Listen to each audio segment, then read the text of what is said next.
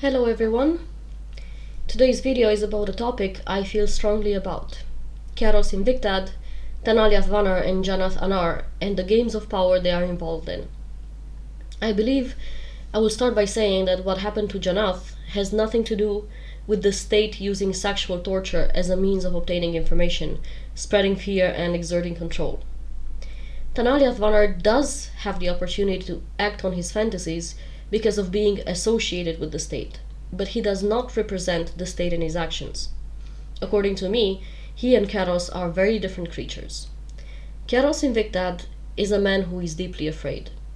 I actually wonder if his name comes from the Latin invictus, undefeated, unconquerable, an ironic symbol of his own fear that he can never conquer, or maybe as foreshadowing to us, to make us think that he can't be defeated. Although, given how Steve explained his process of choosing names, it might mean nothing at all in the end. He is a frightened individual. He is described as a pudgy man, so not in his best physical shape, and having a hatred for tall, strong, imposing, warrior-type men. That too emphasizes the depth of his fear.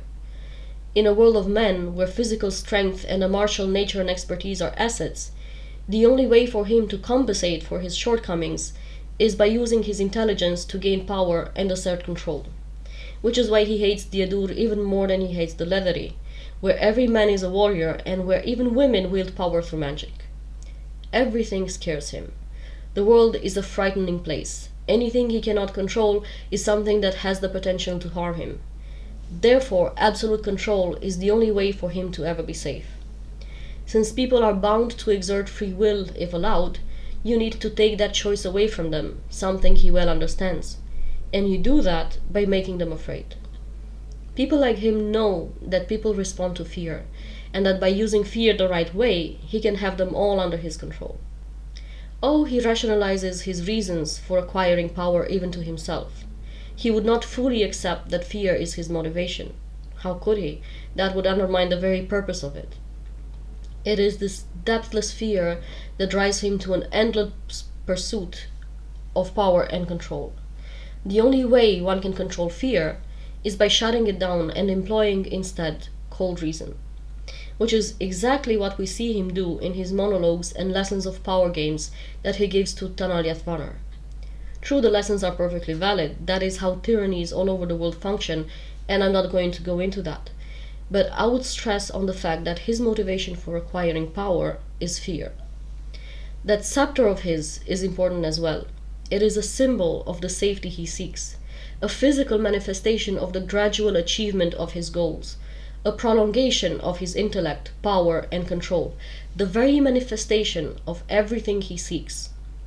Yet, despite the grandness and certainty that he displays in his behavior, at his core, he is a frightened creature, living in a state of constant fear. To be honest, I feel sorry for him, for both of them, although I feel a lot more for Tanal Yathvanar than for Karos Invictad. Fear is easier to face and defeat than the need to be loved. Which brings me to Tanal Yathvanar. His motivation comes from the pain of not being loved, from the desire to have a woman love him, and from the anger of not being loved. The hurting of those women is a form of personal revenge. He feels he is worthless. He feels that he does not deserve to be loved because he is worthless. And so he is sure that no woman will ever love him, especially not the pretty ones with their high expectations, the lovable ones, which is why he hates them. He hates them because they refuse to love him. All those women he takes from the patriotist dungeons and then tortures in his personal activities are objectified, of course. Each and every one of them is a symbol, an icon to blame, and a target to focus the anger he feels not only at not being loved, but at being so worthless that nobody will ever love him. The torture is a punishment for the pain they inflict on him simply by existing.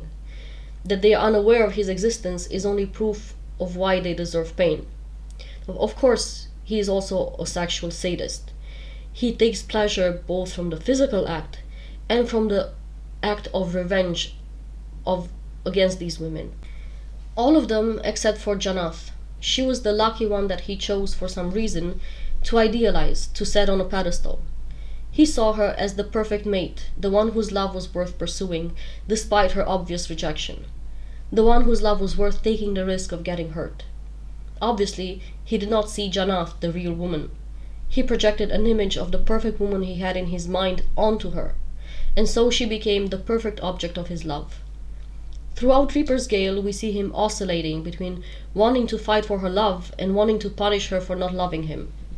People like Tanal Yathvanar believe, honestly, truly believe, that inflicting pain and fear onto other people has the power to change how they feel and think. They believe that you can beat people into loving you, or obeying you, or respecting you. A concept that I fear many societies have integrated, or at least mine did. The most common piece of Romanian wisdom I have heard while growing up is that beating is torn from heaven. So here we have this broken, sad little man inflicting his vengeance on the random women who, in not knowing him, committed the worst atrocity. They failed to love him. Until he meets the perfect woman, and now he's trying his best to make her love him. One moment he's trying to win her over, the next he's angry with her for not reciprocating. Add to that his belief that if he forces her, she will eventually have no choice but to see him for who he wishes to be seen as, and love him back. This is where I need to point the duality of his own vision of himself. The conscious one, where he sees himself as a good man worthy of being loved. And the emotionally damaged part, whispering doubt and insecurity, the one he ignores, the one that has turned him into a monster, the one who tells him that he is undeserving and unworthy of anybody's love. And so we get the delusional behavior that he displays. Love, doubt, anger, revenge, conviction, repeat. Karos Invictad too is aware of Tanal's motivations, and so he dismisses him as a weak man, one who is unworthy of respect. Although I wonder if he ever saw anyone other than himself as worthy of respect. Anybody truly deserving of it, someone like, say, Tehol, would of course be a threat to him, and as such he would have to reshape that person in his mind and turn him into someone less than himself, in order to justify bringing that person down. But what Karos does need is a trustworthy servant, someone obedient, someone who will not betray him. He does not believe in loyalty, of course, but he has seen the extremity of Tanal's need, and he is aware that as long as he enables him, as long as he turns a blind eye and allows it to happen, as long as Tanal has the possibility to enact his deepest desires, he will do anything he is ordered to do. On his own end, Tanal knows that Karos despises him and dismisses him as worthless, thus committing the most serious crime anyone could commit against him. And he knows that a day will come when he will take his revenge. But, true to Karos Invictad's evaluation of Tanal, as long as he has this avenue to vent his frustration and act on his need for revenge and pleasure, he will not turn on his master, no matter how much he may hate him. That pretty much covers the difference between the two and the strange relationship they share. Which brings me to Janath. There's a lot going on there. Mainly, I would like to tackle her triumphs over Tanal Yathvanar and the defiance she shows, which most people take to be bravery. And it is, of a sort. When you're trapped in such a continuous nightmare and no way of escaping, that kind of defiance is born from one thing and one thing only. The realization that you have gone past the fear of pain, past the fear of death, the realization that you have nothing to lose, and that, if and when it comes, you will likely welcome the oblivion of death. And that is the deepest, most personal defeat and sense of loss one can experience. That sort of defiance comes with a great price. The same thing I said about Karos Invictad is valid for Janath as well. The only way to keep fear in check is by shutting down every feeling, every twitch of emotion, and allowing cool, sharp ration to dictate your actions and have full control over your being. It is either that or break. There is no in between. And that is what we see in Janath, in the defiance she displays, in the controlled, rational way in which she defeats Tanal's attempts at frightening her into submission. And she is also very much aware of it as well. This is where I would like to point out that where Karos Invictad shuts down his emotions in an act of cowardice, being too arrogant to face his own fear, and uses his intellect as a means to rationalize his evil, sharpening it into an art over the course of years, the same mechanism works differently for Janath. For her, It is a necessity in order to stand a chance at survival, something that is born as a consequence of losing everything and hanging on to the last thing she still has and that nobody can take away from her unless she allows it. Her sanity, what little remains of it, and her dignity. Which brings me to the next point I want to make. Provided one still has a desire to survive, and I don't mean hope and trust, but desire, the only way to win against someone like Tanal Yathvanar is by riding the waves of his change. Constant defiance will only earn you more anger and more violence. Allowing him to believe that he might be close to achieving his goal, the love he so much yearns for, is the only solution, a means to buy time. It is a dangerous game for sure, because sooner or later he will realize it isn't true, and then the revenge will be worse. But it is the only way out. So when she chose to pretend she lusts for him, I knew straight away that she's up to something. I couldn't tell what, but I saw it for what it was, an attempt at gaining control over the situation. If Karos Invictad had ordered Tanal to kill her when she was still defiant, I believe he might have done it. But when he was ordered to get rid of the different Janar Anath, when he was ordered to kill the woman he loved and who finally loved him back, all that anger was redirected against Karos Invictad. After all those years of suffering and hurting, the woman of his dreams found him worthy of her love. The woman of his dreams saw him the way he wanted to be seen. And please note, I don't say that she saw him the way he saw himself, but rather the way he wanted to be seen. This 1 in a million chance had finally become real, and the man who thought Tanal to be worthless, the man who dismissed him and humiliated him for years, and who was no better than all those women that Tanal had tortured and killed, wanted to take her away from him.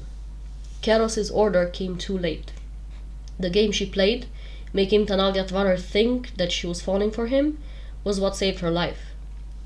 To be honest, I feel a lot of compassion for Tanal Yathvanar. He's a lonely soul yearning for the one thing he never had, love.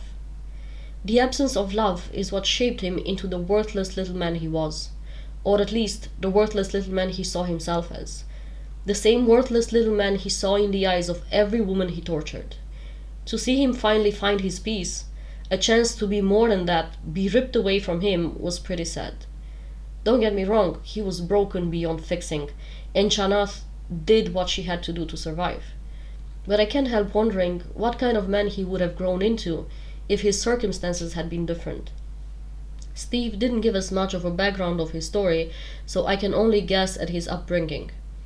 I suppose it would be safe to say that depriving one of love, the love of parents, the love of siblings, the love of romantic partners, can be counted as a form of abuse, especially if paired with making such a person feel small, humiliating him, belittling him, making him think and feel that not only he will never be loved, but also that he's undeserving of it as well. He's a pretty sad character if you ask me. I wish he had met a different fate, that he had walked away from that path and found a way to gain redemption. I also know it wouldn't have been realistic. People like him never change, and that is the truly sad part. Which brings me to the final point I want to make today, and that is the fact that society refuses to witness the broken and the damaged, refuses to see them and hear them. There is something profoundly offensive in the sharing of trauma, the public discussing of it. Even worse if the consequences of abuse are glimpsed in the form of unusual behavior. It is a social crime that rarely goes unpunished. We all wear our social masks. There are strict codes for what can be talked about, when and where, how people should behave, what constitutes acceptable behavior and what doesn't, according to each and every situation. An intricacy of restrictive rules that I, for one, have always hated and rarely adhered to. And I quite often paid the price for it as well. And sure, the rules change from social circle to social circle and from society to society. But the one thing that never changes is that when we interact, we must all place our masks and act the part. Anyone who removes it to show the flaws beneath is excised. Oh, everyone will do the social thing and pat you on the back and tell you how they feel sorry for you. Knowing that people are broken and damaged is not a problem. Seeing it, however, is offensive. In my experience, most people think that abuse is something that is done to you. and that once the doing is over, the consequences of it must end as well. So if you're still traumatized years after the abuse has ended, then that must be some kind of personal failure. One thing I often heard is, "You're still living in the past, you must let go of it." One very annoying cliche. The Spanish have a beautiful proverb that applies here, and it says that the tree that grows twisted never straightens. And that is what abuse is actually about. It shapes you, twists you into something and someone you have very little power over, if you have any power at all. The abuse may end, but the twisting never goes away. You learn to live with it and to control it, but it never goes away. Just like carrying a scar. The action that caused it ended a long time ago, and the pain subsided and disappeared, but nothing will make the scar go away. People have no problem acknowledging that you have been hurt, so long as you wear your mask and you behave like a perfectly straight tree, in keeping with the Spanish metaphor. God forbid you let the mess drop and they see the deformities beneath. And it's not because people are mean or insensitive or lack compassion. Most people do empathize and truly want to help and extend a hand, which is why I have never really understood the social mechanism, this chasm between the desire to understand and help and the recoiling when witnessing the damage. Another time-honored favorite is the, "You must be an attention whore, that's why you talk about it. You want people to pity you, to see you as a poor victim." As if the "dirty laundry should be washed at home" concept isn't enough already. Abuse victims often feel ashamed for their weaknesses, for their inability to defend themselves. And they relive the fear they experienced when they talk about it, which is why most don't ever do. And as if shame is not enough, they feel guilty and responsible for failing to stop the abuse in the first place. That is why the first step in healing, as well as the first proof that healing took place, is the ability to be able to talk about it. Without shame, without fear, without guilt, without anxiety and sweaty cold hands. Provided, of course, repression and denial aren't the reason behind the ability to talk about it that way. I believe the social mechanism, the warm, embracing, sympathizing, and compassionately empathizing with victims of abuse, yet turning away from them, intentionally or as a reflex, instinctive social reaction when their damage is reflected in their behavior, is one of the reasons why people hate Felicin so much. "Oh, we know she's broken and we feel deeply for her pain, but must she show it by behaving like an ungrateful brat when everyone is trying to help her?" Of course, not the only reason, but one of them for sure. It is also one of the reasons why the crippled god had so many followers, because the many damaged and broken finally had someone to see and hear them. Not to heal them, for that was not his promise, but to see them without masks, without pity, real or false, without turning away, a gift of acceptance, as he himself wanted to be seen.